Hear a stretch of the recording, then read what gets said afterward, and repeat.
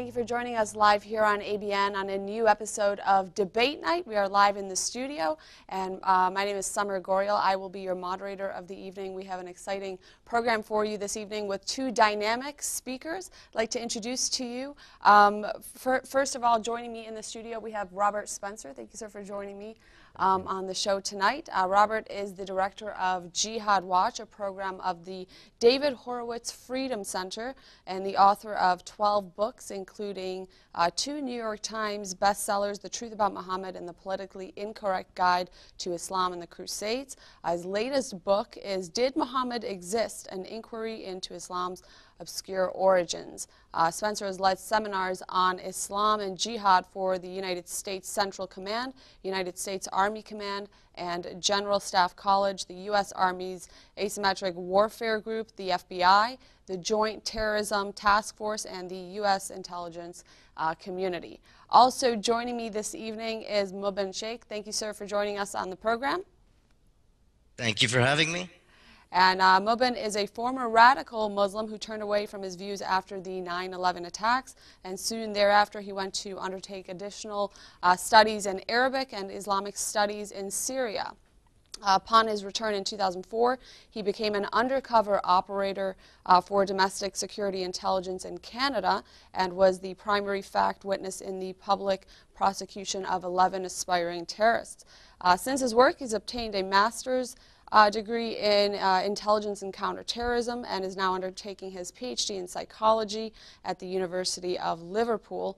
He currently teaches as a professor of public safety and police studies in Toronto, Canada. Thank you to you both for joining me on the program. Tonight's topic is a heated topic, and so we'll get right into it. The topic is the Quran teaches warfare against and subjugation of unbelievers. Again, the Quran teaches warfare against and subjugation of unbelievers. Of course, Robert will be arguing in the affirmative, and Mubin will be arguing in the negative. And just real quick, the structure of the show, we will have an opening statement from both speakers, two rebuttals, a crossfire, and then closing statements. And then at that time, we will open up the phone lines for the audience to call in and ask your questions and just provide us your comments on tonight's debate. And of course, as always, the studio line is open here at ABN, which is 248-416-1300, 248-416-1300.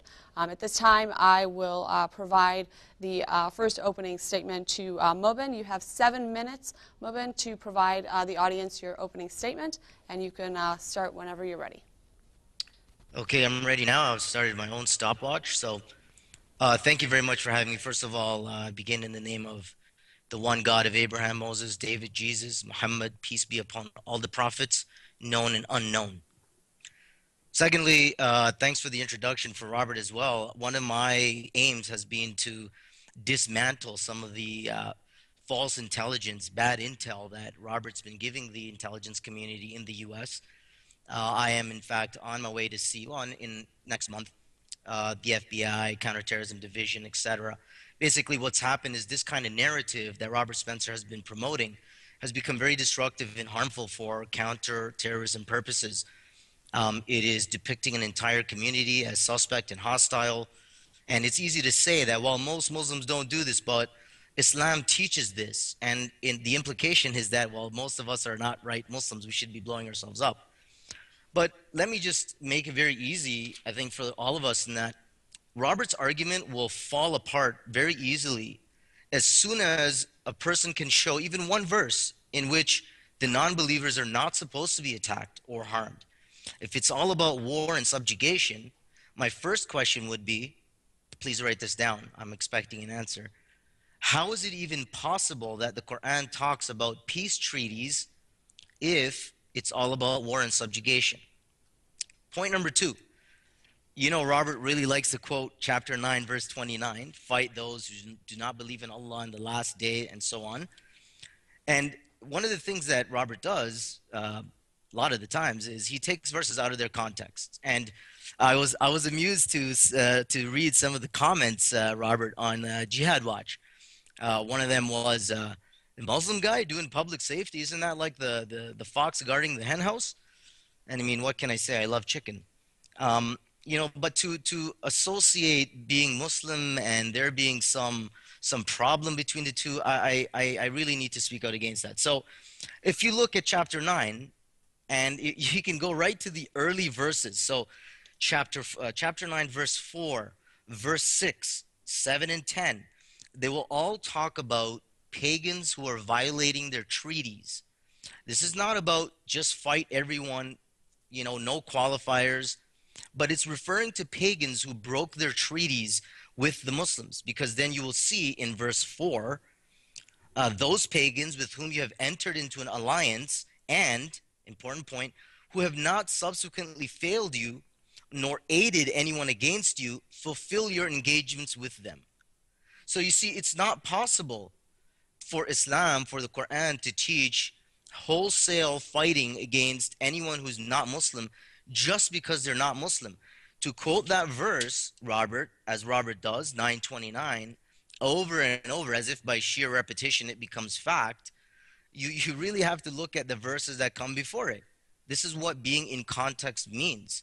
So, as I just did, I showed you verse 4. You can read verse 5, verse 6. All of it is look at verse 6. If one amongst the pagans asks you for asylum, grant it to him, so that he may hear the word of Allah, and then escort him to where he can be secure. That is because they are men without knowledge. So it's showing you again that there's no instruction to just wholesale go out and just start killing people. I'll give you another verse from the Quran. Um, Do not let your hatred of a people cause you to be unjust to them. Rather, you must be just to everyone. This is why Allah said, "Be just, that is closer to piety." On that verse, do not let enmity between you and others cause you to be unjust in your dealings and rulings with them, such that you oppress them due to the enmity that is between you. So it's telling you you should not be doing this. And one of my favorite ones, Al-Qurtubi, he's a scholar from the 12th century. He's giving an exegesis statement on this verse. And again, you're going to find, I know Robert does this. He'll quote some scholars from here, some scholars from there, and this is good. The problem is when you find other scholars saying other things. It's one thing to make the argument that Islam or the Quran teaches war and subjugation of non-believers, and there are no verses that speak of, qualifying statements or peace treaties or anything like that. So Al-Qurtubi, in regarding that verse, he says, this verse also proves that the disbelief of non-Muslims must not prevent us from being just to them, and it is not permissible for us to retaliate in the same manner, even if they kill our women and children and cause sorrow to befall us. It is not permissible for us to act likewise with the intention of making them feel grief and sorrow. So you see, and I'm on 5 minutes running up to 30 seconds, I've already shown you from chapter 9 itself. I haven't even gone into the other chapters because, I find it very strange that Robert maintains this argument when there are so many verses in the Quran which enjoin one towards peace, good conduct, righteousness. In fact, what is most ironic from this is Robert's argument that the Quran teaches war and subjugation of non-Muslims because they're non-Muslims is pretty much the same argument that Al-Qaeda makes and other Islamically motivated terrorists. So, and it's interesting because I actually used to subscribe to a lot of these views. So when Robert keeps perpetuating these ideas, I'm kind of reminded of myself when I was a little bit younger and didn't really look at the verses in their context, especially the verses that directly precede the verses that you're quoting. Um, Secondly, and I'm sure we'll get back to this, I'm running on 6.5 now. The history itself shows that Muslims did not just go around killing everyone wholesale. I'm going to quote to you the example of Umar, the Caliph Umar in Jerusalem. He sieged Jerusalem. They didn't attack and slaughter everyone in there. He sieged Jerusalem, and in one of the greatest acts to repudiate the Roman Christian expulsion of Jews from Jerusalem, invited the Jews back to Jerusalem. We're on 10 minutes or 10 seconds. So you have the verses, you have the history. Go ahead. Thank you, Mubin. Robert, Mike's all yours for your opening statement. Yes, thank you, Mubin, for your kind and gracious opening statement. Just a few of the numerous inaccuracies, distortions, and outright falsehoods in it are among them the first thing about the context. Let's go to the context. Let's look at the context. According to Asawi ibn Juzai and many others, this verse, 929, and maybe I should actually start with quoting 929 just so that everyone knows what exactly we're talking about. Fight against those who believe not in Allah, nor in the last day, nor forbid that which has been forbidden by Allah and His Messenger, and those who acknowledge not the religion of truth, even among the people of the book, until they pay the jizya with willing submission and feel themselves subdued. Now, according to these Islamic authorities, and I invite you to give me others that contradict this, they say this ayat was revealed when the Messenger of Allah was commanded to fight the Byzantines. When it was sent down, the Messenger of Allah prepared for the expedition to Tabuk, which of course became the whole setting for the revelation of chapter 9 of the Quran, which was the last major chapter to be revealed with serious doctrinal content.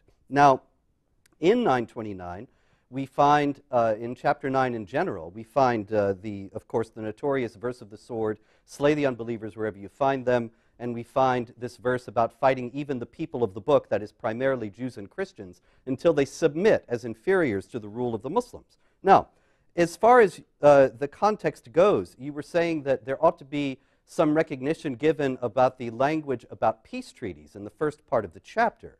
Now, it's very important to note that there is a peace treaty that's offered to the people of the book in that particular verse. If they pay the jizya with willing submission and feel themselves subdued, then there's peace with the Muslims. But that means that they submit to the dhimma, to the contract of protection, which was institutionalized discrimination against non-Muslims, against the Jews and Christians, forbidding them to build new houses of worship or repair old ones, to have authority over Muslims. They had to pay this special tax that the Muslims did not have to pay, and so on. Now, that, according to Islamic law, is justice. So when Qurtubi says that even their disbelief doesn't prevent our being just to them, there is nothing in Qurtubi, and I challenge you to quote it if it's there, but it isn't, that Qurtubi does not say, don't fight them, don't make them pay the jizya, don't make them submit. As a matter of fact, he says just the opposite. But as far as Qurtubi is concerned, that's justice. So being just to everyone means making the Jews and Christians submit as inferiors, that is to be subjugated, as according to the debate topic tonight, they are to be subjugated under the rule of Islamic law. Now, had the Byzantines attacked the Muslims? No, they had not. Muhammad moved, according to Islamic tradition, against the Byzantine garrison at Tabuk entirely unprovoked. And were the people there pagans? No, they were Christians. They were Christians of the Byzantine Empire. So when we look actually at the historical context of the passage, we find that it actually is calling for an attack that was completely unprovoked. So when you say that the attack was only when we only fight when we're attacked and we only fight against the pagans, that's actually not at all so in connection with this verse.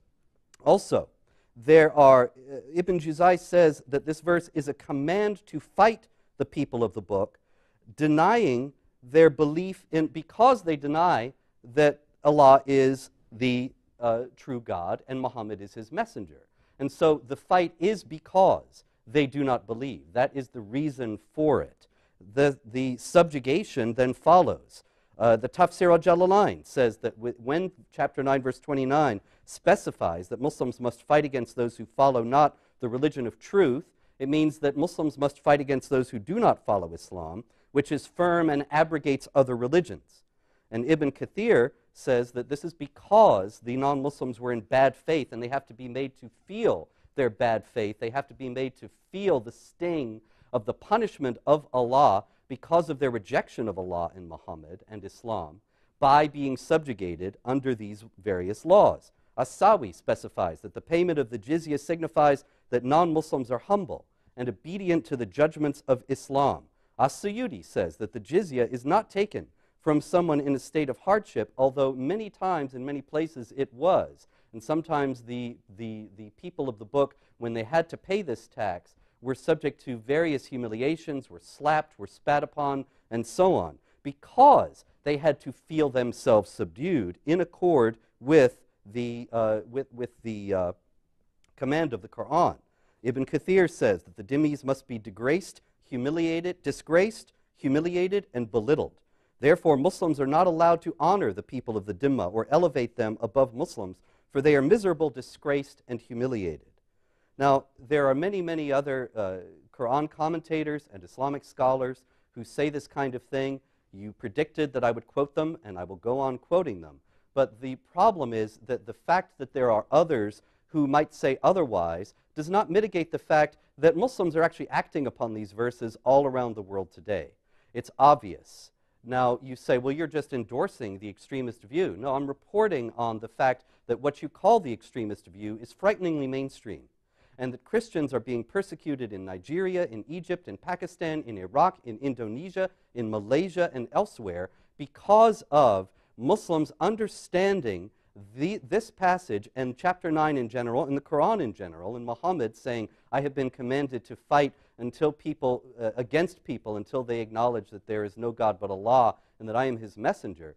Muslims are acting upon these understandings. So it's all very well to say that, well, there are alternative views, but what would really be the response of someone who actually endorsed the alternative views and did not agree with the idea that non-Muslims ought to be waged war against and subjugated as inferiors, humiliated and disgraced under the rule of Islamic law, and denied basic rights?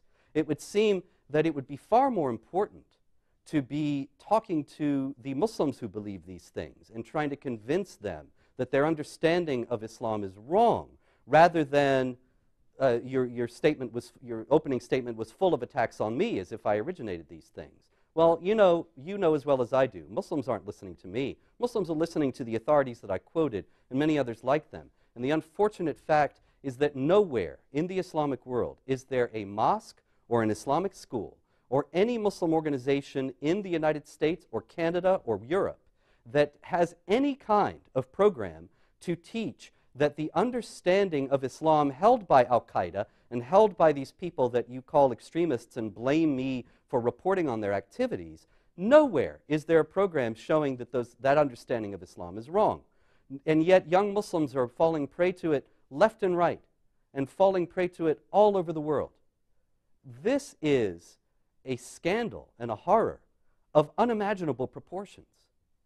And the difficulty that you have is that you're going against an understanding of Islam that is very mainstream. I'm out of time? You are out of Okay, time. I have thanks. to turn the mic back over. Mubin, it is all yours now for your first rebuttal. Go right ahead.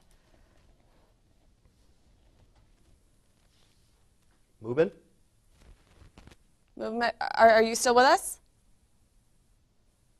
Oh, sorry about that. I was on mute. My bad. Oh, that's okay. The mic is now all yours for your first rebuttal. Okay, here we go. So thank you very much, Robert. And I did not mean to say that you are to blame for these perspectives. They do exist. There are a number of points that I wanted to touch on. You quoted Ibn Jawzi. First of all, it's pronounced Jawzi, Ibn al-Qayyim al-Jawzi. I mean, like I said, if you quote me one scholar giving that interpretation, that doesn't mean anything. What that tells me is this guy understood it in the way that you're saying. And that's fine. I am very well aware that you have these scholars who are writing, 1,000 plus years ago. They're going to write according to the conditions and the understandings they have at that time. So you quoted Ibn Jawzi saying one thing. I mean, I started off quoting Al-Qurtubi saying the exact same thing. You asked, where do you find somebody saying this? And I quoted specifically, this proves that the disbelief of non-Muslims must not prevent us from being unjust to them. Okay, so that's one thing. And you talked about dhimmi discrimination. I'll get to that because the issue of dhimmi is a larger issue. I just wanted to stick to the verses, really. Muslims are acting according to those understandings you were saying. Now, I mean, you're right. Those Muslims who act according to those understandings are who? Are terrorists, Al-Qaeda type especially. And this is why we have Muslims who are refuting this and saying, no, this is not the correct Islam. And I cannot believe that you just made that statement There is no organization that has a program in which these views are being denounced or showing people that these views are. I cannot believe you made that statement, because there are many, many organizations in not only the US, not only the UK, but in Canada. In fact, you can actually do a quick Google search. If you were to do Toronto Mosque Detox, it'll show up an article. It'll bring up an article that my father is involved with the mosque that he runs in directly combating these false interpretations. So the idea that there are no organizations doing these programs, I'm going to say that you just haven't looked hard enough, and that if any have shown themselves to at least suggest that they're doing so, you will shut them down. In fact, I saw on the Twitter feed, My Jihad, we had Muslims who were coming on there to say that, listen, terrorism is not my jihad.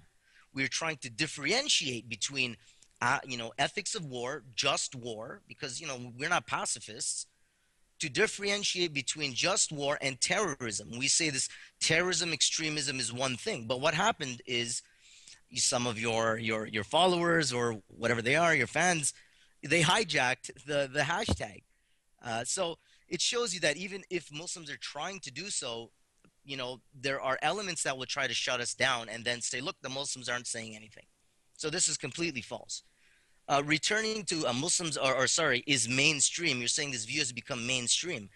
Listen, I have a hat behind me. It says NYPD. I got that hat from Mitch Silber, the former head of the NYPD Intelligence Analysis Unit. And after all their spying, casting a wide net, how many plots did they uncover? 0. So when you say that it's mainstream, I expect to see a lot more cases of extremism, violent extremism, using these verses as justification. But in fact, you don't find that.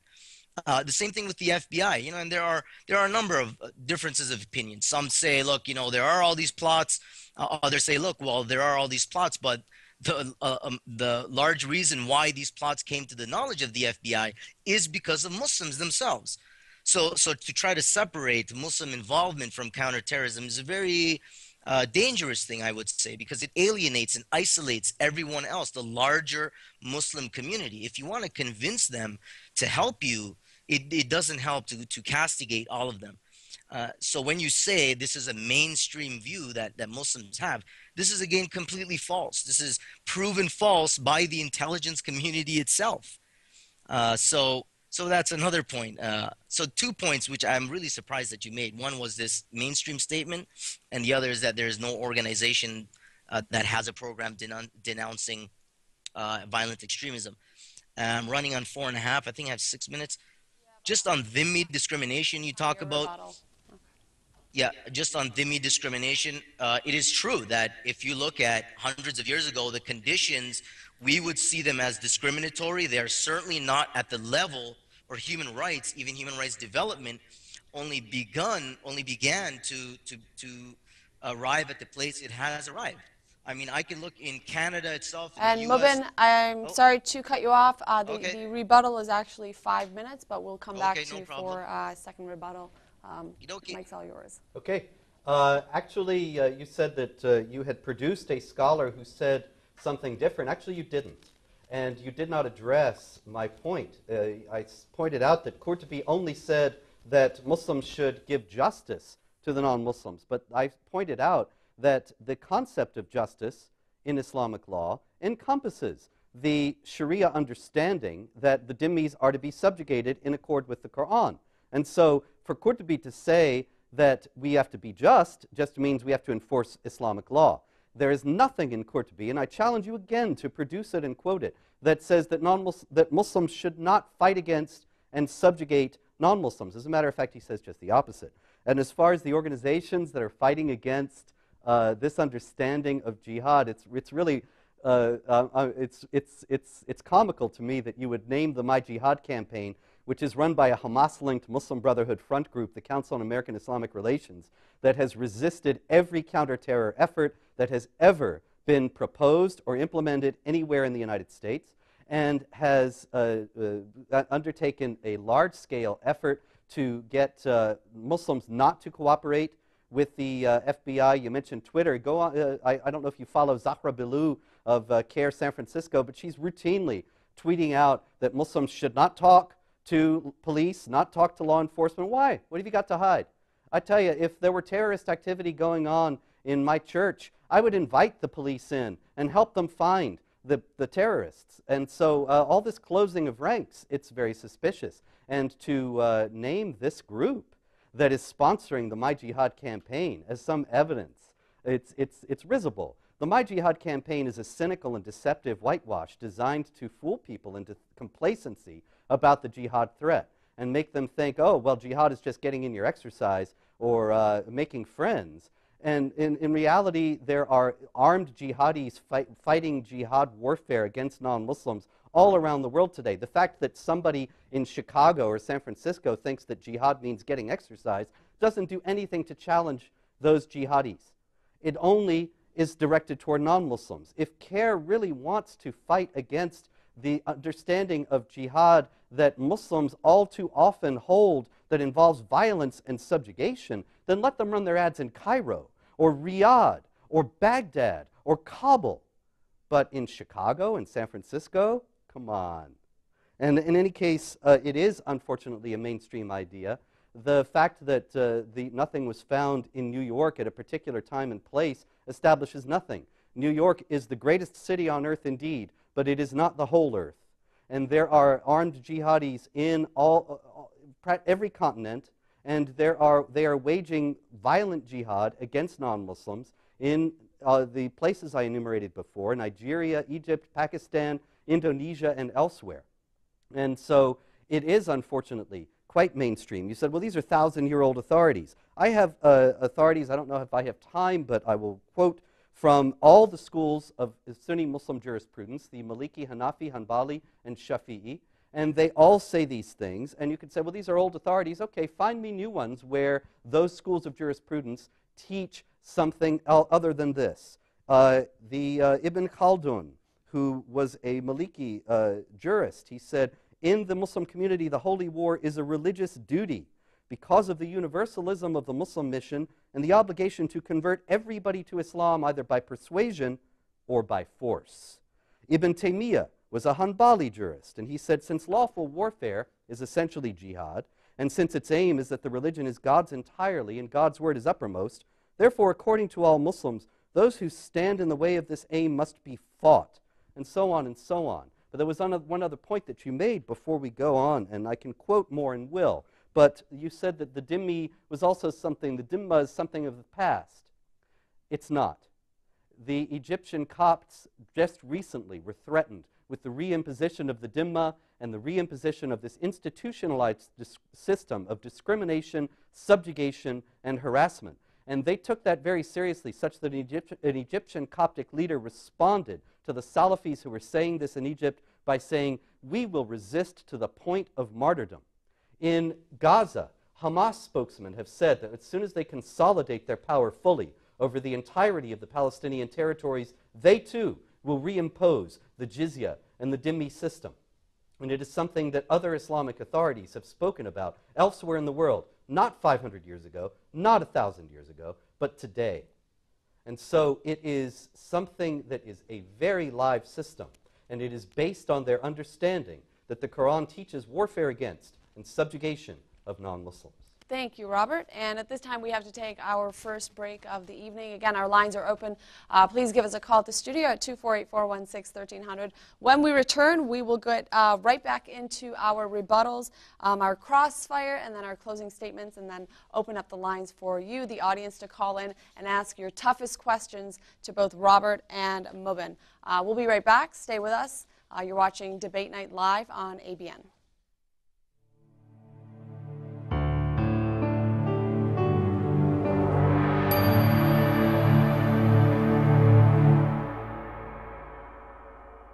Hello, this is Sam Shamoon from the Jesus or Muhammad Show, one half of the team with David Wood.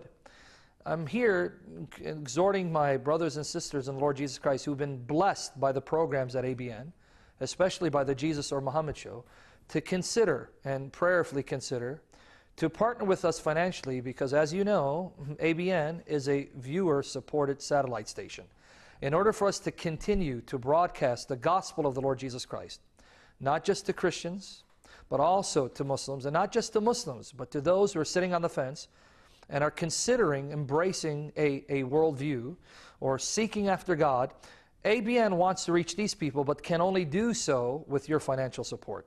So I'm encouraging my brothers and sisters to come alongside ABN and make a financial contribution to continue Jesus and Muhammad and other shows with the purpose of preaching the gospel of Jesus Christ, seeing Christians get strengthened in their faith, Muslims coming to saving faith in Jesus, and others turning to Christ as their only hope and Savior. But again, we cannot do this if the support does not come in to continue to broadcast these shows. So would you please consider prayerfully asking God whether He'd have you support us on a regular basis so that we continue these programs and continue to bless the people of God, preach the truth of the gospel to the non-Christians, including Muslims, so that in everything we say and do, that Jesus Christ will be glorified and that His gospel will spread throughout the entire world.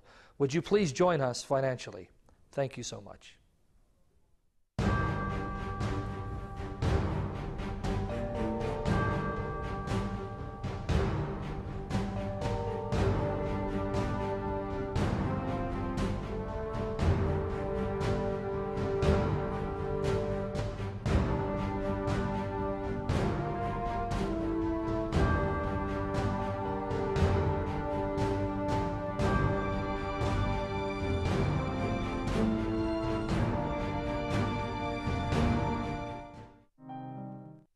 Welcome back to ABN Live on Debate Night. Our topic this evening is the Quran teaches warfare against and subjugation of unbelievers. Arguing in the affirmative, we have Robert Spencer, and arguing in the negative, we have Mubin Sheikh. Thank you again for joining us both on the show, and we will get right into our second rebuttal. Mubin, the mic's all yours, and you have 5 minutes whenever you're ready. Ready, go. Okay, so we need to come back to the verses on jihad. One thing that is not disagreed upon, or there's no difference of opinion, is the first verse that was revealed regarding jihad, and that's chapter 22, verse 39. And it says, to those against whom war is made, permission is given to fight, because they are wronged. And verily Allah is most powerful for their aid. They are those who have been expelled from their homes in defiance of right, for no cause except that they say our Lord is Allah. And again, we're talking about the context of pagans and otherwise hostile forces to the early nascent Muslim community. And it's talking about those people who were fighting you, evicting you from your homes. And I'll quote another verse, chapter 60, verse 8. 60, verse 8. Allah forbids you not, with regard to those who fight you not for your faith, nor drive you out from your homes, from dealing kindly and justly with them. For Allah loves those who are just. And Allah only forbids you with regard to those who fight you for your faith and drive you out of your homes and support others in driving you out. So you see, this is the context in which all these verses regarding fight them appears. Because I have shown in my quote of chapter 9, if they do not fight you, then don't fight them. So you see, the verses from the Quran alone remove completely the foundation upon which Robert's argument is based. It is this wholesale, this is what Muslims believe, this is the Quranic ayah, here it is, you have to believe my interpretation of it. And what I have shown is even in the verses, in the earlier verses in chapter 9, because in 929 is the first place where the term people of the book is mentioned. This is true. But if you look at the rest of the context, when it's talking about fighting, those who do not believe in Allah and the last day, I mean, at least Muslims believe that Jews accept belief in the one God. So when it's talking about those who do not believe in Allah, it's talking about the pagans. And we learned from the earlier verses in chapter 9 that those are pagans who were actively engaged in hostilities against Muslims. Okay, and then he started to quote some of the other scholars, try to say that there is reason where you're supposed to fight them, and you will find that, of course. This is a war tradition in Islam, and it is no different than the war tradition of other great civilizations. In fact, and currently in our own civilization, I mean, it's hard to say we don't preach war. considering the U.S., and I'm very pro-U.S., God bless the U.S., but I mean, the U.S. has been involved in some kind of war since World War II, right? So it's hard to say, well, we don't do it, but yet we're engaged in active hostilities in Muslim lands, et cetera, et cetera. And I'm not using that as an argument against Robert's position. I'm just illustrating. Speaking of my jihad, he tried to do the guilt by example. He says, this is a Hamas-linked group that's really bad, and if you click on their link, your computer will blow up. I don't know. I have nothing to do with CARE. I couldn't care less about CARE. This is an attempt by Muslims to denounce terrorism and violent extremism. And there are many people trying to do this, but you see, we run into this problem of people then hijacking the hashtag. I don't want to make this about CARE or my jihad. I'm just saying that there are people who are condemning, but they're being turned down. We're at 3.5 minutes. As I mentioned in my first exchange or first opening, I talked about the history. Like, look at Umar, the Caliph Umar in Jerusalem. Again, this idea that Muslims are supposed to be at war and subjugate all people, non-Muslims that is. How do you explain that Umar, Caliph Umar, sieged Jerusalem, did not destroy it, did not take over with violence and brutality, invited the Jews back to Jerusalem after the Christians had exiled them, refused to pray in the Christian churches lest people made the claim that, look, Umar made the claim upon this church. If it was about war and subjugation, how could that even happen? So again, I'm on 4.5.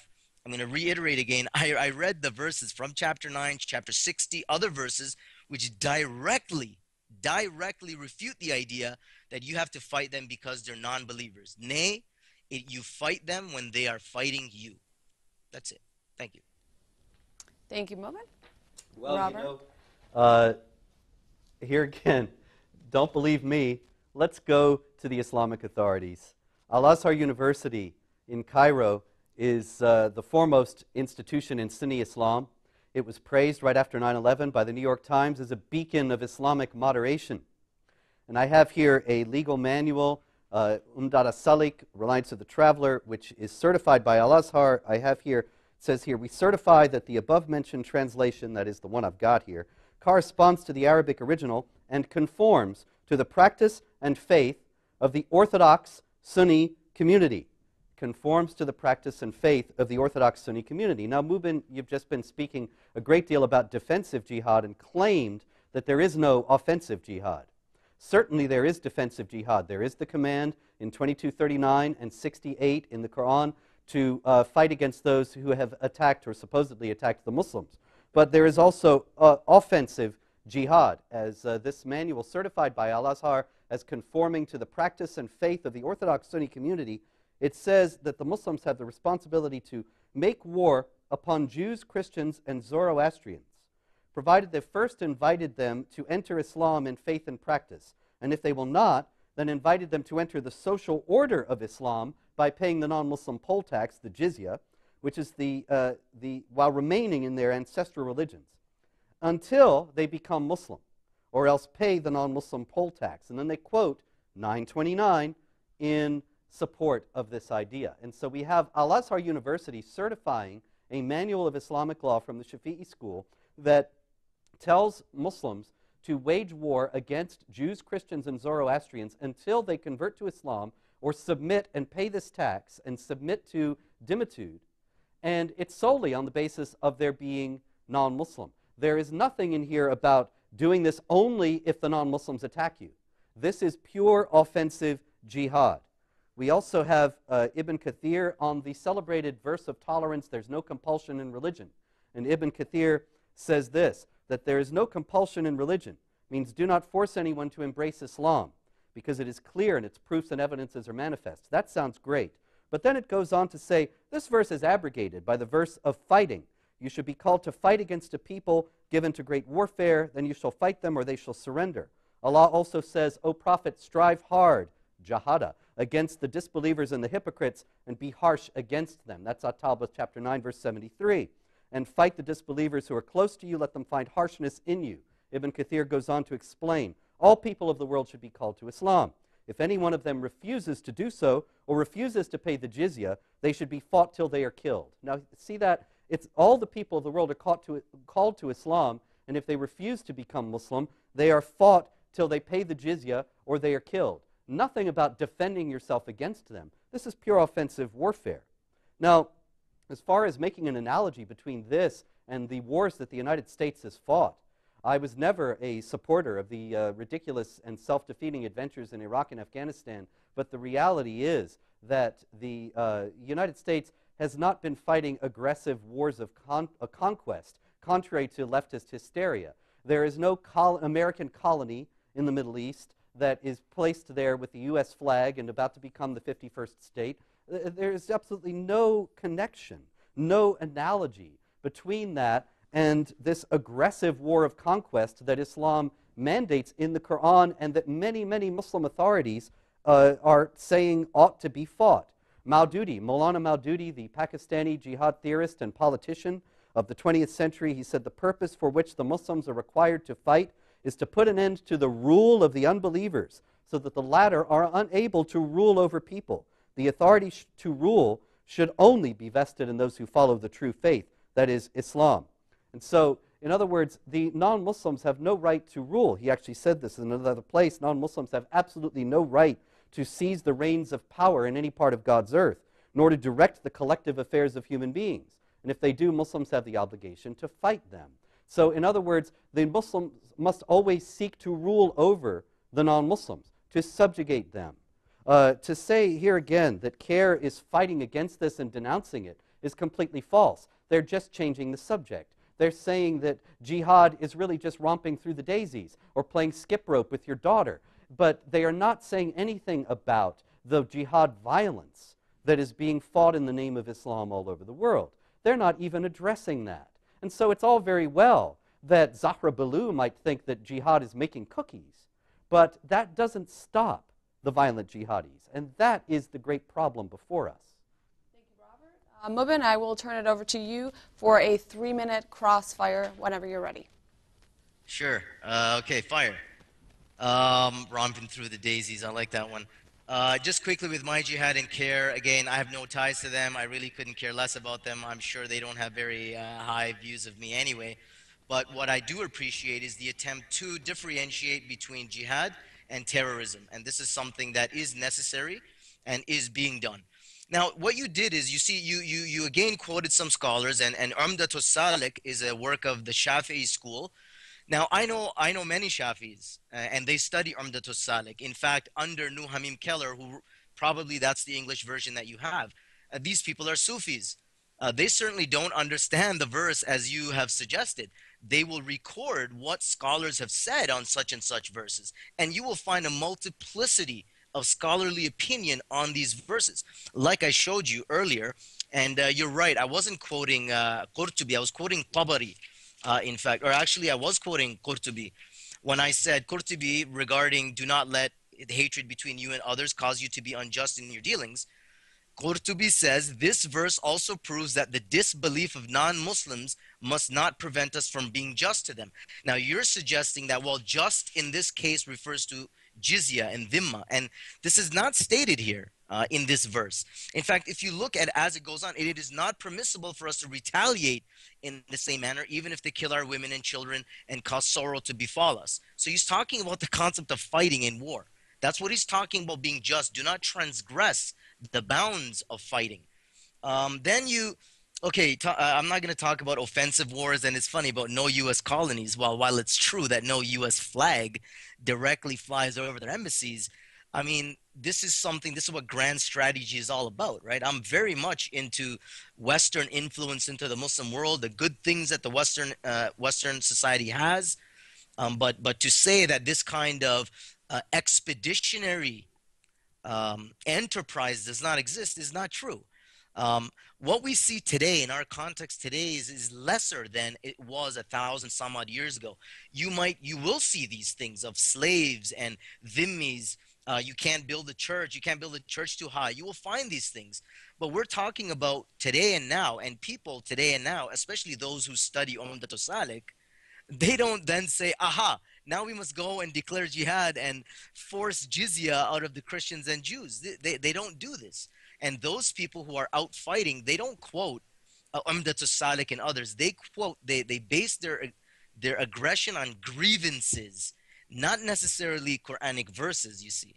This is a very important thing to understand. It's not always about citing verses and doing it because of that. They fight you because they perceive you are fighting them. Thank you, Mubin. Your time's actually just about up. We'll turn it back over to Robert for a 3-minute crossfire. Okay, you actually said that you quoted scholars saying the contrary. You still haven't. Not even one. You keep quoting this one line about how we should do justice, which just means implement Sharia. If you can find me some place where he directly contradicts the Sharia provisions, which present themselves as justice, then I'll accept your point. But you still haven't done it. As far as the forbidding the building of churches, it's bitterly ironic what you're saying in light of the fact that the building of churches is indeed impeded, and violently so, today, now. In Egypt, Christians try to build a church and Muslim mob shows up and burns it down. That happened like last week, you know, and it's happened more than once in recent months.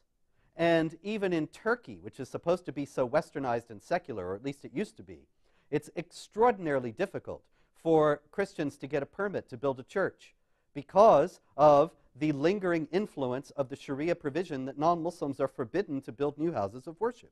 And of course, all the jihadis quote grievances. That's because defensive jihad is the order of the day until the caliphate is restored, because only the caliph is authorized to wage offensive jihad. But what I'm arguing tonight, what I'm showing from the Islamic sources, from an abundance of Islamic sources, is that offensive jihad is an element of Islamic theology, and this is why they want to restore the caliphate, so that offensive jihad can then be waged again. But until then, they have to retail all these grievances to justify their jihads, because all jihad technically is defensive today, but this is not a matter of theological reform. It's just a matter of the condition of the Islamic world and the fact that there is no caliph today. And so the problem with what you're saying is that you haven't backed any of it up. That whether it was Qurtubi or Tabari who said that we have to do justice. Justice in Islam, and I would ask you to contradict this if you dare, is equated with Sharia. And you quote this, you say, well, they're Sufis, and Sufis understand this differently. Well, let's go to the leading Sufi, one of the greatest Muslims who ever lived, Al-Ghazali, the founding figure, the towering figure of Sufism. He said this: one must go on jihad at least once a year. One may use a catapult against the non-Muslims when they're in a fortress, even if among them are women and children. One may set fire to them or drown them. So that contradicts what you were saying about the women and children. If a person of the Ahl al-Kitab, the people of the book, is enslaved, his marriage is immediately revoked. One may cut down their trees. One may destroy their useless books. Jihadists may take his booty, whatever they decide. Now this is Al-Ghazali, the leading Sufi in Islamic history. And Sufis were at the forefront of the jihad in Chechnya for centuries. And so you say that, well, Sufis, they reject this book from Al-Azhar, fine. Then they can quote Al-Ghazali and go on jihad as well. And the problem is, they have. And your time is up, Robert. Turn it right back over to Mubin. Mubin, you have 6 minutes for your closing statement. 6 minutes Okay. for... Okay. Okay, let me read the verse again for you, or the commentary from Al-Qurtubi. He says, the verse proves that the disbeliefs of non-Muslims must not prevent us from being just. Now, you make the argument that just equals implementing provisions of Sharia. You see, this is not stated anywhere. This is your interpretation. And if I continue reading his section, he directly talks about retaliating in war. So the context of that statement is not deal justly with them, meaning impose jizya on them. This is not stated by Qurtubi here. So you are forcing this interpretation on. Secondly, you talk about Christian churches, etc., in Egypt, etc., and there's a lot of political instability in these countries. I would argue against whether or not you want to blame religion because of this or politics, but I will reference a very recent, the Moroccan king upgraded a synagogue, several hundred-year-old synagogue in Morocco using state funds. So this idea that, again, this is how it is across the board, this is not true. You're quoting these scholars, okay? And what I have tried to do is I will acknowledge that you're going to find many scholars who have these things to say.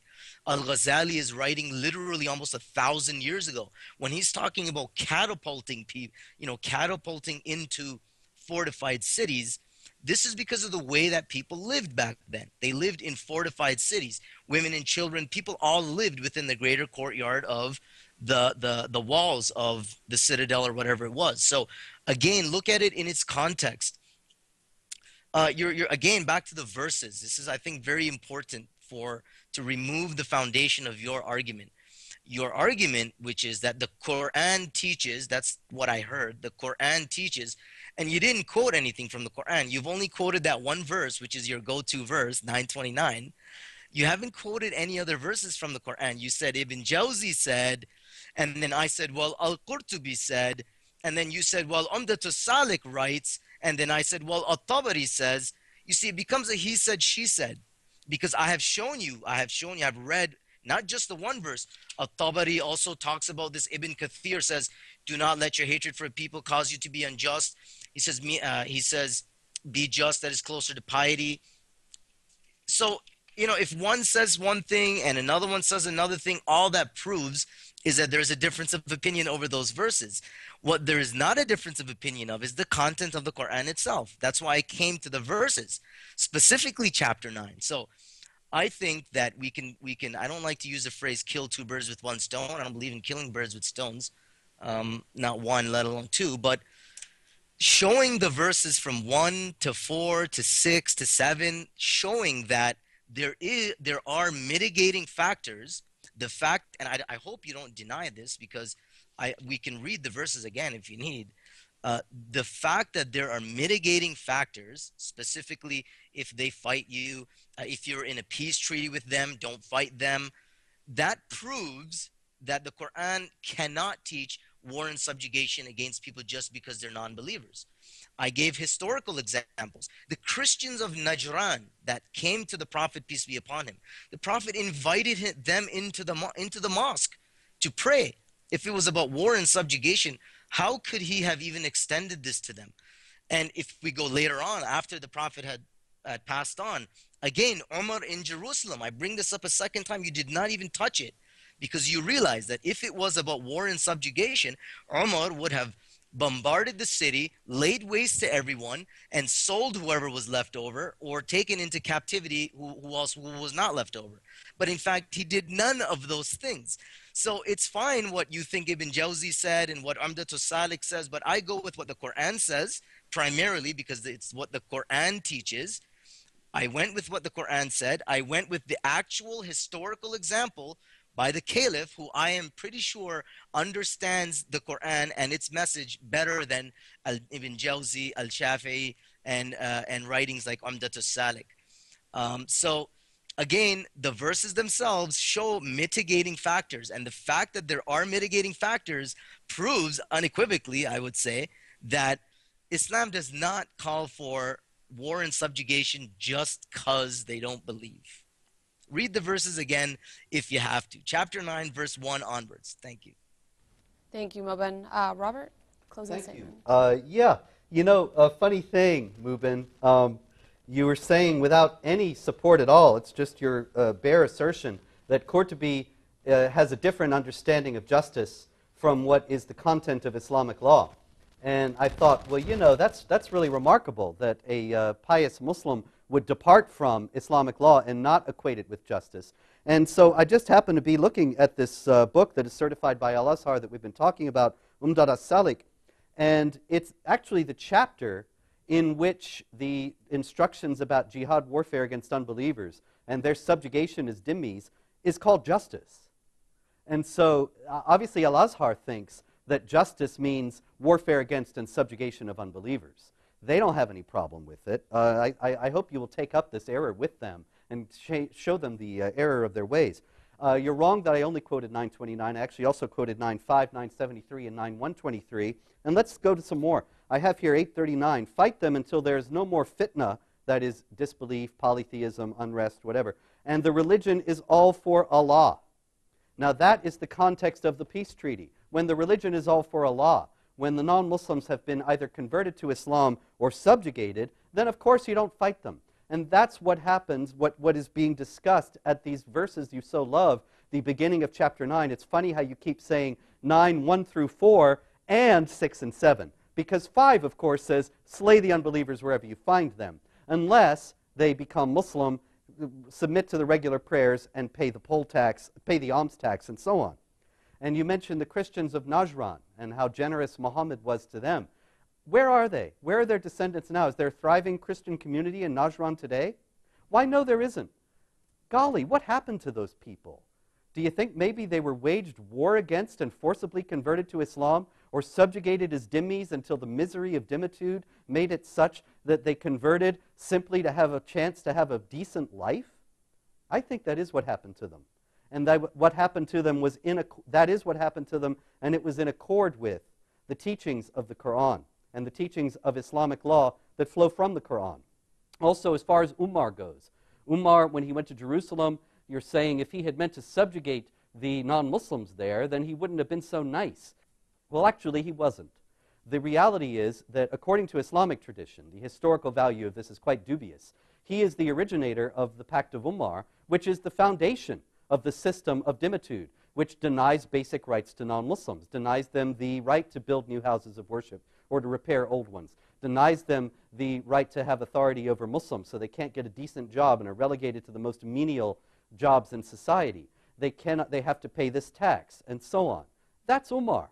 And then you say, I think Umar knows more about the Quran and Islam than As-Suyuti or Ibn Juzai or all these other authorities that I've been quoting. Well, how is it that they all get it wrong? Why is it that Islam is so frequently misunderstood by the people who are most dedicated to applying it? And that is the thing that I'm going to conclude with in this section tonight, that what's very strange about this that you're arguing is that so many Muslims don't get it. And what I don't understand is why it's so hard for Muslims to understand that Islam is really teaching peace and love and hugs and kisses and happiness. Why is it that if jihad is really romping through the daisies, that they somehow think it has to do with guns and warfare? How did these misunderstandings arise? I didn't make them up, as much as your friends and allies would like to claim that I have, and as the Organization of Islamic Cooperation has tried to claim that non-Muslims, Islamophobes, are criminally linking Islam with terrorism. It's Muslims who link Islam with terrorism. They're the ones who have done it. We are just reporting on it. And come on, you've got to admit that this linkage is based on copious quotations from the Quran and from scholars of Islam. And so this is not an endorsement of their view. I wish that you would prevail and convince all your fellow Muslims that Islam has nothing to do with warfare and subjugation. The problem that you face is that the textual evidence against you is very great. And instead of denying that and pretending that it isn't so, which only impugns your own credibility, your best chance is to turn to them and to tell them that it's not just to give an alternative view of jihad, that's not good enough, but to explain to them why their view of jihad is wrong and why they are misunderstanding and misinterpreting the Quran. But misunderstanders of Islam abound in the world, and they abound in the world precisely because this is what the Quran teaches, warfare against and the subjugation of unbelievers. The material you adduced about defensive jihad does not and has never been understood in Islamic theology to cancel or to abrogate the material enjoining offensive jihad. As a matter of fact, Ibn Ishaq, Muhammad's first biographer, Ibn Qayyim, and all the way up to the present day, the recent Chief Justice of Saudi Arabia, they all have said that there are 3 stages of jihad delineated in the Quran. The first is tolerance, the second is defensive jihad, and the third and final stage that is valid for all time is offensive jihad. That is the stage that the Salafis, the Muslim Brotherhood, Al-Qaeda, and the rest of them are trying to reintroduce into the world by restoring the caliphate. And this is an understanding of Islam that is unfortunately all too mainstream. And so while I wish you well and I wish you success, if you are sincere in your claim that Islam does not teach this, it is not me you have to convince. It is the great majority of the jihadis in the world who understand quite otherwise. Well, the formal part of the debate is now over. Thank you, gentlemen. We will take a 60-second break, and when we return, we will open up our phone lines for you to call in, 248-416-1300. Again, also feel free to visit abnsat.com, where this debate will be uploaded. Again, abnsat.com. We'll be back in 60 seconds. Stay tuned. You are watching ABN.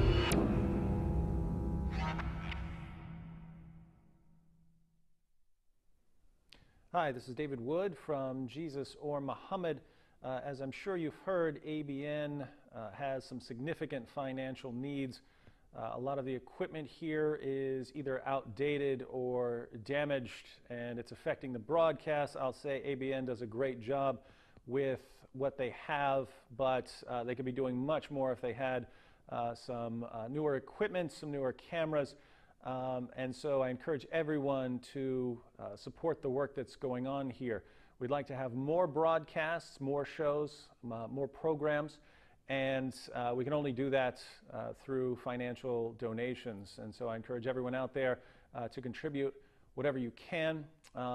And beyond all of this, apart from the technical needs, there's also the security needs, given the increase in threats. And so if ABN is going to continue carrying on this work, they're going to need your support, as they always have. And so as as we end out the year and you're thinking about where you'd like to donate, I don't think you'll find a better place than ABN.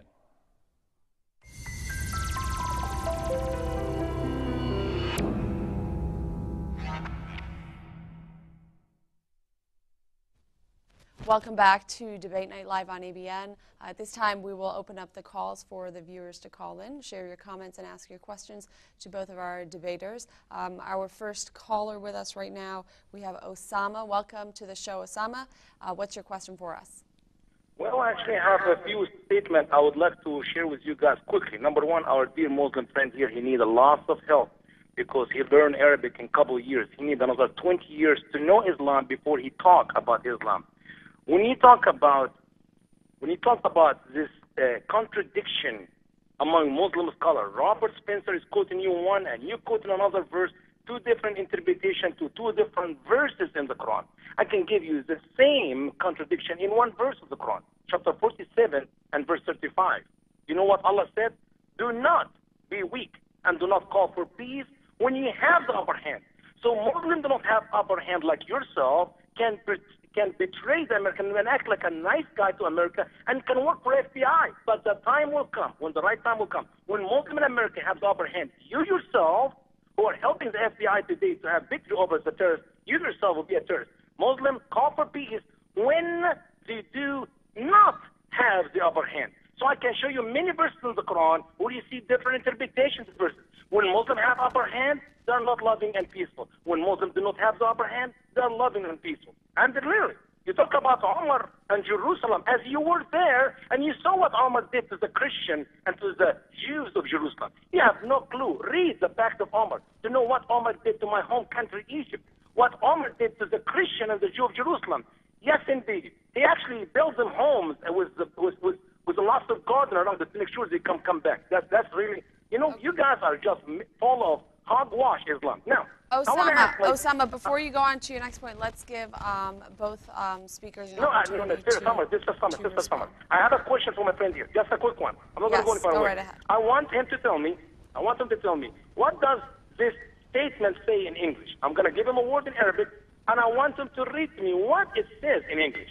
قال أبو عبيدة كل آية فيها فرق للقتال فهي مكية منسوخة بالقتال. Because he's been quoting Al-Qurtubi, and I'm glad he believes in Al-Qurtubi. Here's what Al-Qurtubi said about Abu Ubaidah. كل آية فيها فرق للقتال فهي مكية منسوخة بالقتال. Now, can he tell me exactly what this Arabic said? And if not, I would like to translate it to him right now. Go ahead, sir. Okay. Thank you, Osama. Mubin, the mic's all yours. Yeah, Osama, calm down a bit.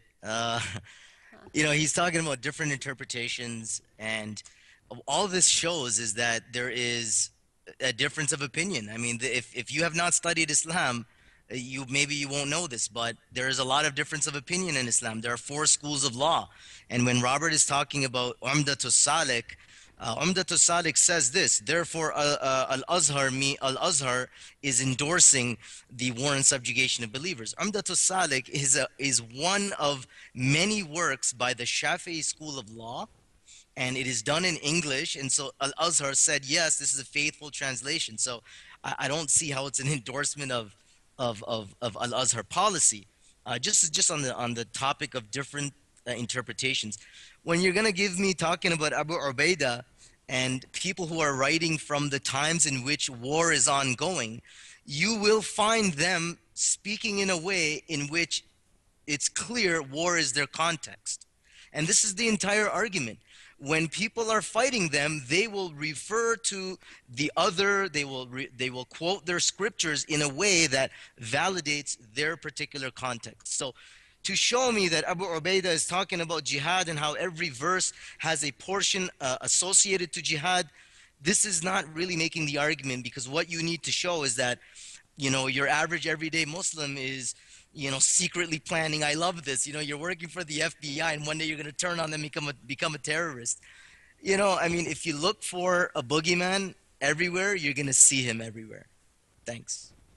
Robert, any comments? Yeah, Mubin, there you go again with this reductionism of my argument.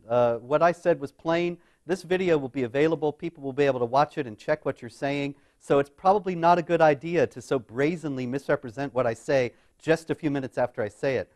You said in the first place that I only quoted this Shafi'i manual from Al-Azhar. Actually, I quoted Maliki and Hanbali authorities as well. I have Hanafi authorities here also. You say that it's just one interpretation of many, and yet you still have not adduced a single quotation, not even one, to show that that Muslims should not wage war against and subjugate unbelievers. Just to say they should work for justice is not enough, because it is common in Islam to equate justice with Islamic law, which mandates this warfare against and subjugation of unbelievers. Where is this association? Excuse me, I never interrupted you. Excuse me. My apologies. You say that that this Umdat as-Salik is one of many Shafi'i books.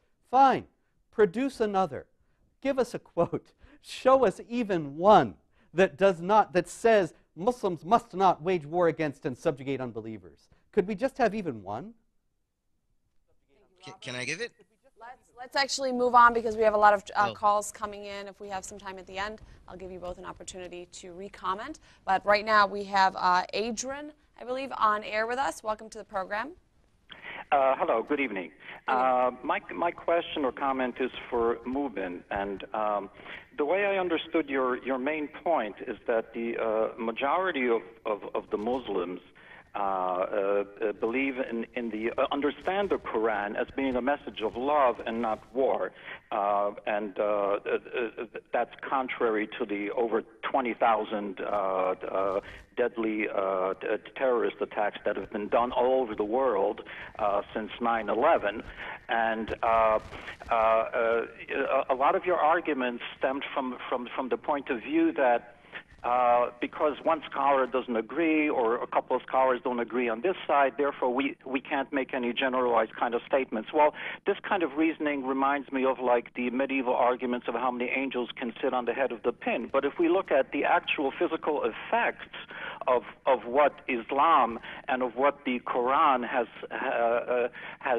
brought about in the present-day world, all the persecutions of the Christians in Egypt, in Somalia, in Malaysia, in many countries where Islam is the main religion, where are the Muslim organizations condemning this? Where are the Muslim organizations trying to say, no, the Quran is incorrect? And I understand that you really can't do that, because when you're squirming right and left, trying to justify it and trying to change the topic, you can't criticize the Quran, because you ultimately believe that it's the infallible word of Allah. The Christians Christian religion underwent a reformation. Islam has never undergone a reformation. It has never undergone an honest look at itself, at these verses that are there, without trying to, weasel out of what's really stated there. Because if it does, it'll cease to be Islam. Okay, thank you, sir, for your comment. Mubin, mic's all yours. Yeah. If we can keep the responses brief because the calls are coming in. Yep, got it. First of all, I don't justify anything. I condemn unequivocally persecution and oppression of Christians. The Prophet, peace be upon him, said that the dhimmi who is persecuted, he will find that I am the prosecutor on the day of judgment. So I don't justify any of that oppression. Secondly, I want to make a quick point. You say in the modern world, and this is true, where was the Islamic extremism, terrorism in the 50s, the 60s, the 70s? That was secular Marxist terrorism. So we have something very specific now in this age in which the Islamic supremacist movement has come about. And I'm going to say to you that if Islam was about war and subjugation, well, there would have been war and subjugation going on all throughout history, but that's not the case. There's something very specific about this time, and I'm going to say to you that it has very little to do with religion, more so to do with political grievances. That is why you see these things happening in the world, in the Muslim world. Thank you. Robert? Little to say. I just can say that we haven't seen it throughout history. We didn't see it in the 50s and 60s of the 20th century because the Islamic world wasn't strong enough to prosecute the jihad at that time. Islamic law dictates that one must not wage jihad warfare when there's no chance of winning and when the enemy has more than twice your strength. When the West was strong and confident, jihad was in abeyance. Now, when the West is practically suicidally self-critical and not weak militarily, but weak culturally, weak societally, that's now we see the jihad stepping up. Thank you, Robert. Next call, we have Joseph on air with us. Welcome, Joseph. Yes, please. Welcome. I just have very quick 3 points. First point, we find the 2 verses in Quran with the interpretation of all Muslim scholars. The verse 9:29 and the 9:5 about fighting against the non-believer, infidel, and the Christian. All Muslim scholars, without one exception, they explain it as it is: the fighting against, trying to subjugate non-believer, and take the jizya. Three options for the Christian and Jew. Jizya, one of the options, but for the infidel, Islam or death. This is all Muslim scholars: Baydawi, Jalalain, Tabari, Zamakhshari, all of them. Second, Muhammad himself, when he tried to attract tribe to follow him, the Rod Anaf, Suhaili, part 2, he told them, if you follow me, God will give you their land. We're going to attack other tribes. You will be given their land and their woman. It is very obvious. This subject already very obvious. And throughout the history, Islam started with Syria, invaded part of China, India, Persia, North Africa, Egypt.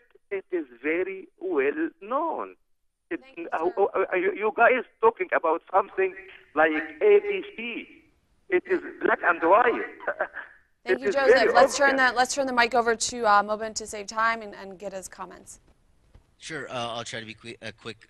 Robert, you talked about the Muslims will wage jihad when they're strong, and you acknowledged that there was no jihad back in the 50s, 60s, and 70s because the Muslims weren't strong enough, but now they're stronger. Then that makes no sense because, the Muslim world has generally been weak for a long time. That's the whole reason why you had Marxist secular governments popping up in the Muslim world. So to say that, we're weaker now, culturally weaker, but not physically weaker, makes no sense.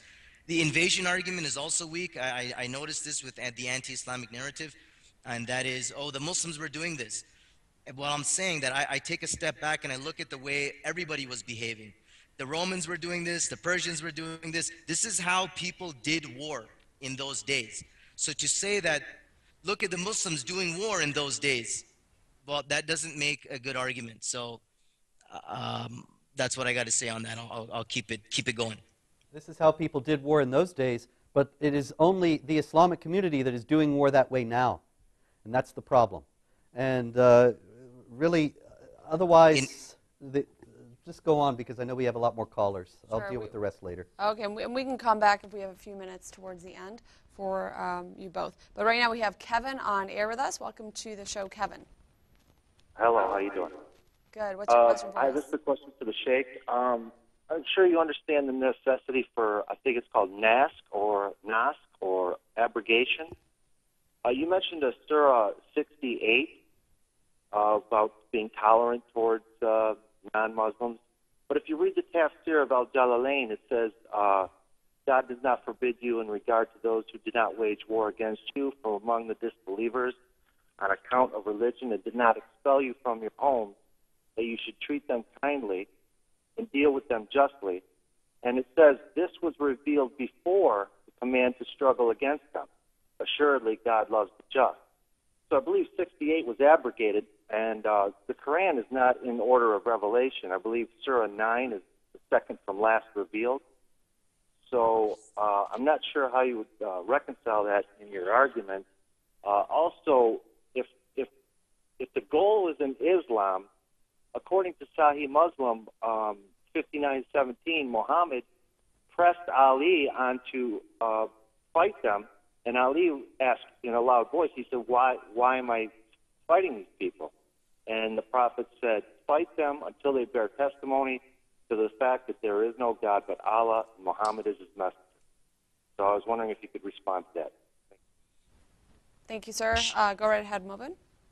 Yeah, I would have to look at Jalalain's tafsir again to see where he says that this is abrogated, and that's fine. I mean, there's a long discussion on abrogation, nasikh wa mansukh, in the Islamic sources. I'm not going to get into that. Some people say, well, you know, they're making these arguments to try to make sense of the verses. That's beyond the purpose of our debate here. Directly to your question, how do you deal with that? I have the Quran in front of me. I deal with the context, the whole context of the Quran. So when I see multiple verses, nobody makes the argument that all the verses regarding peaceful conduct, you know, your peace treaties, dealing justly with people with whom you've made peace treaties, nobody says those verses are abrogated. So the general idea that you deal justly with those who deal justly with you still remains. And the other part of the argument is you deal harshly with those who deal harshly with you. So I'm not going to make the argument that Islam is a pacifist religion.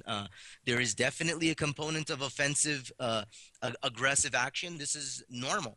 This is normal in all the great war traditions, if you will. So, so just on that, on the abrogation point, and I think you mentioned 59:17, Sahih Muslim. You're going to find many verses, many statements.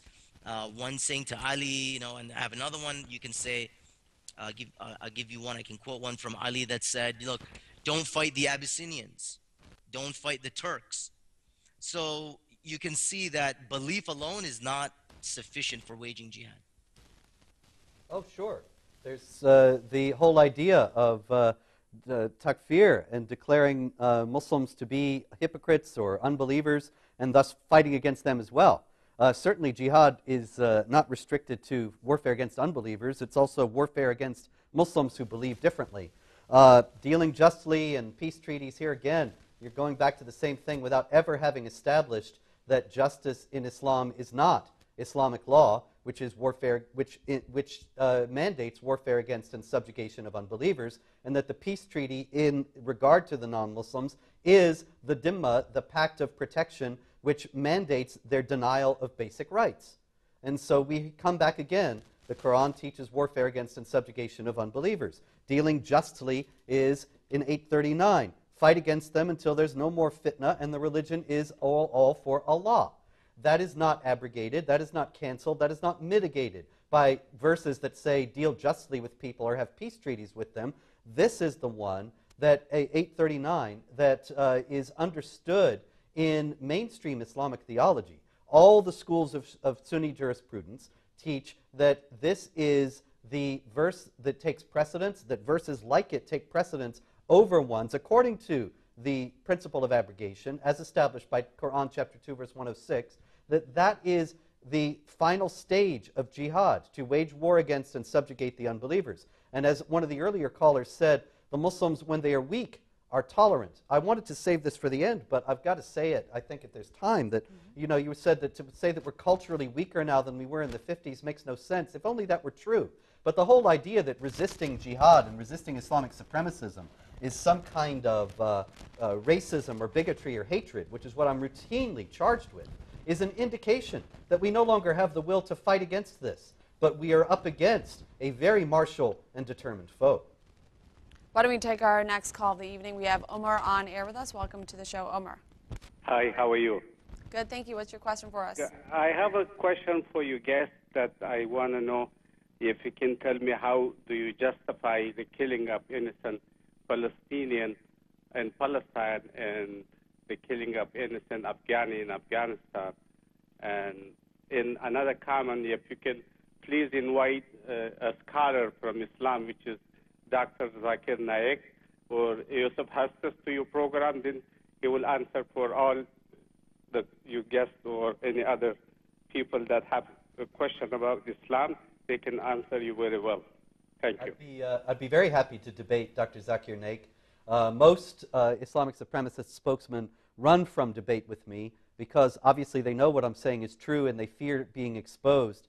I commend Mubin Sheikh for having the courage to debate me tonight, and I'd be happy to debate Zakir Naik if it could be arranged. As far as killing innocent Palestinians and Afghans, I've never justified such a thing, and such a thing could never be justified. And I hope that you are directing your ire against Hamas in Gaza, which is putting innocent Palestinians in harm's way by deliberately launching jihad attacks against Israelis from civilian areas, placing rocket launchers in school playgrounds and in residential areas so that they will draw retaliatory fire that they can use for propaganda purposes. That is a heinous crime, and I hope that you denounce it. Mubin, any comments on your end? Yeah, I mean, I don't know. I think I know what he was saying, but I don't support Zakir Naik. I don't like Robert said. Of course, there's no justification for killing innocent people, whether in the name of politics or freedom or religion or whatever it is. Right? Right. Thank you. We'll take our next call. We have Joseph on air with us. Welcome to the show, Joseph. Good evening. Good evening. I will talk with Sheikh. Sheikh, verse number 5 from Surah At-Tawbah. وإذا انسلخ الأشهر الحرم وقاتل. I read it in Arabic because I have 4 things I'll tell you. I read it in Arabic, you know what I say. This verse, all the Imam of Muslims said, this verse did cancel all the verses who talk about love and peace. 124 verses counsel in this verse. Number 2, verse number 29, Surah At-Tawbah, قاتلوا الذين لا يؤمنون. Why you are liar? قاتلوا, if you translate it in Arabic, it means kill. If you say it fight, that means تعاركوا, تشاجروا. Don't be a liar. Number 3, verse number 60, Surah Al-Anfal. وَأَعِدُّوا لَهُمْ مَا اسْتَطَعْتُم مِّن قُوَّةٍ وَمِن رِبَاطِ الْخَيْلِ.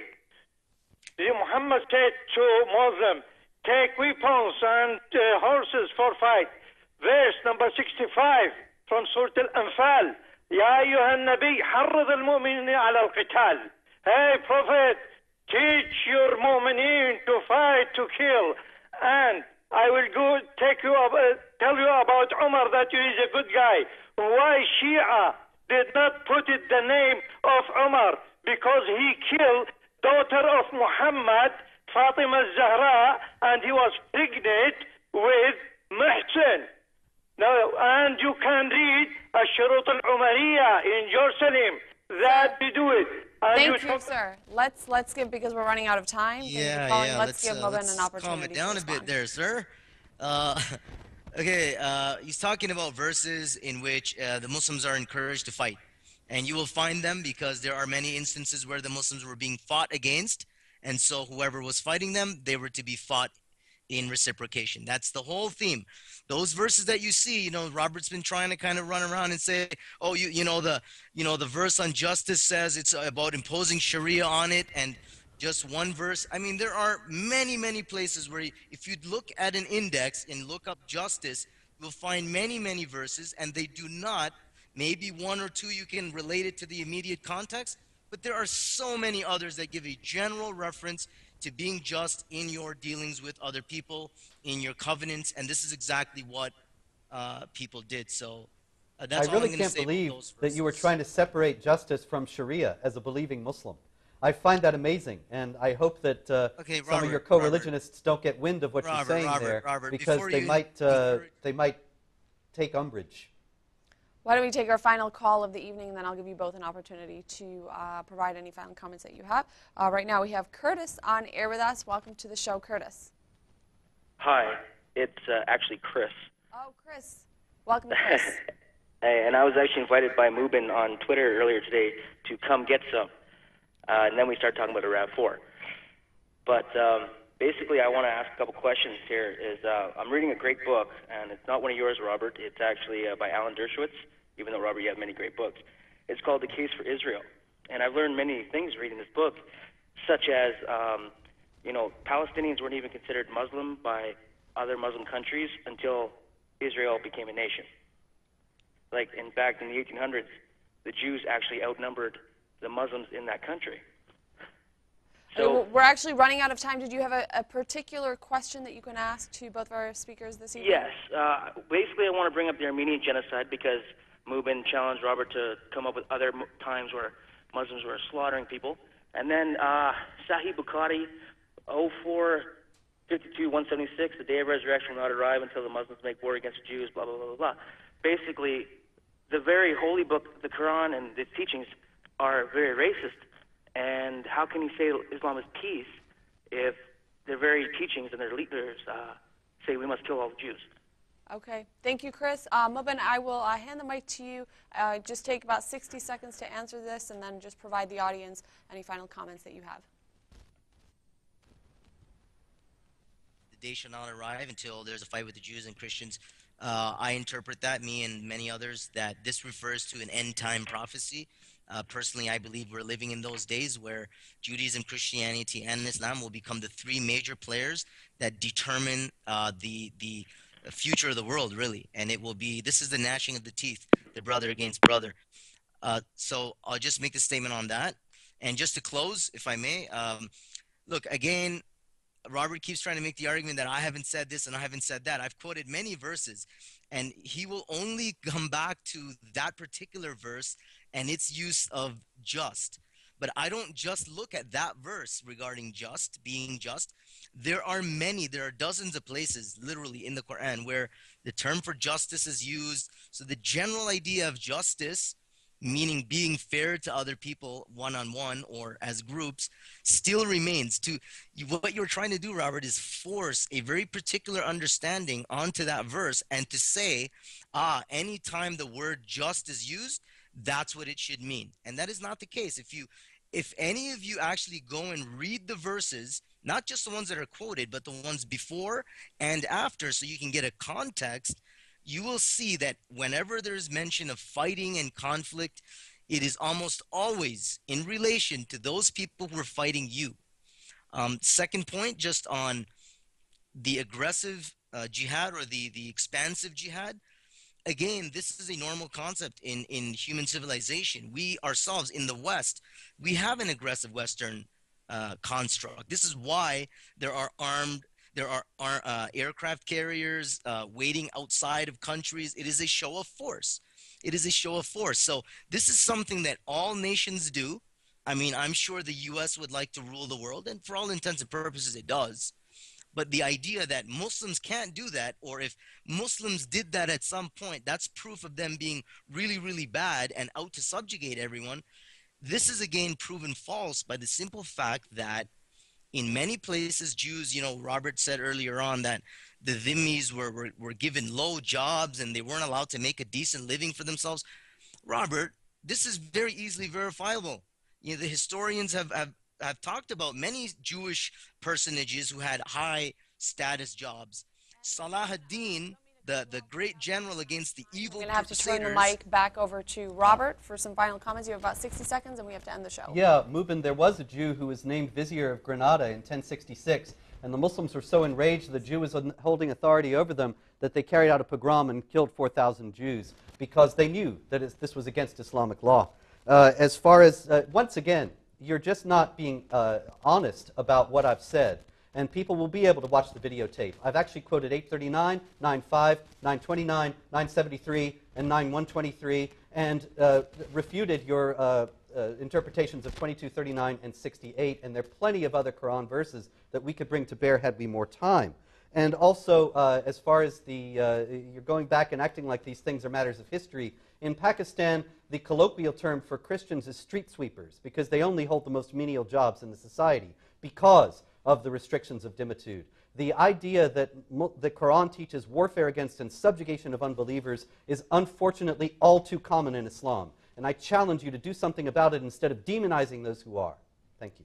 Thank you, Robert. Thank you, Mubin, for joining us on the program. Thank you, Robert, and thank you to our audience for tuning in to another live episode of Debate Night. Again, feel free to give us a call at the studio if you have any questions or comments at 248-416-1300. This program will be uplinked on abnset.com and also jihadwatch.org. For more information, just give us a call at the studio. Until next time, we hope you have a great night.